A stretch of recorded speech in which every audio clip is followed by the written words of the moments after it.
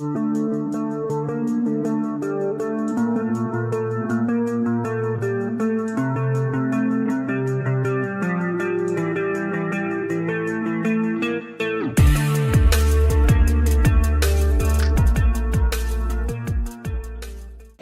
warahmatullahi wabarakatuh.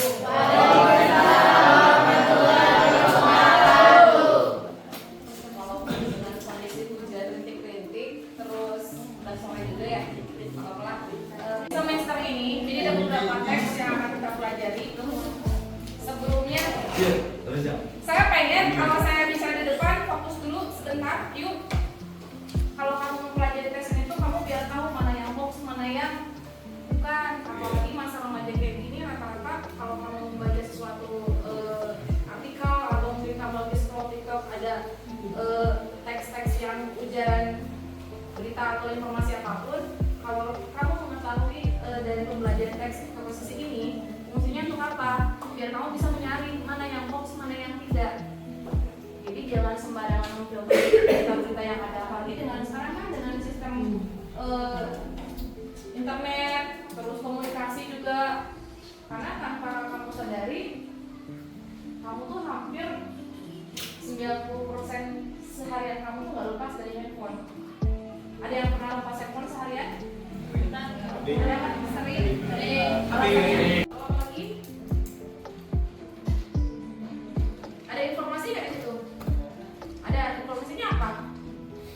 Dengan membaca buku akan menambah wawasan dan membuat berpikir kita menjadi lebih kritis. Jadi intinya dengan membaca buku kita akan menambah wawasan dan pola pikir untuk berpikir kritis. Jadi tujuan dari paragraf ini adalah kata kita apa? Memberitahukan suatu informasi. Hoax apa bukan? Ini fakta. Kalau bisa tadi tanya, emang ada yang peneliti yang menyatakan bahwa membaca buku bakal bikin pintar? Ada nggak? Banyak yang meneliti itu. Banyak. Ada yang kalau misalnya faktanya bahwa dengan membaca buku akan menambah kepintaran. Mungkin sudah diteliti? Masa? Ada nggak yang menyebutkan ilmuwan atau guru besar atau profesor yang menyatakan bahwa dengan membaca buku akan menambah kepintaran? Ada nggak? Ada. Berarti sudah diuji kan? Berarti dia fakta bukan? Gambaran. Ya, jadi intinya teks itu adalah hal yang memberikan informasi, paragraf yang memberikan informasi, tapi dengan fungsinya dia fakta, kemudian ada argumen atau pendapat, dan ada temuan. Itu namanya disebut teks eksposisi. Buang sampah pada tempatnya, informatif, apa lagi?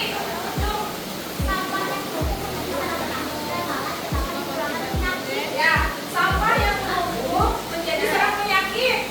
Informasi nggak? Benar. So, sekarang ini bersuara kalau mengajar, tanam pohon apa? Kesuburan anak. Ada lagi? Ada lagi nggak? Baca di situ ya. Kamu kan? Hah? Sama rumah ya, benar.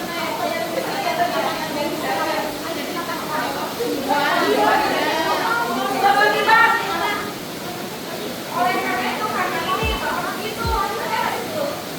Ada.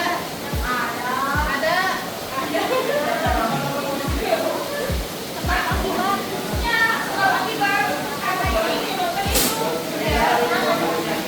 Nah, tuh. Gampang ya? Ada dari mana? Ada?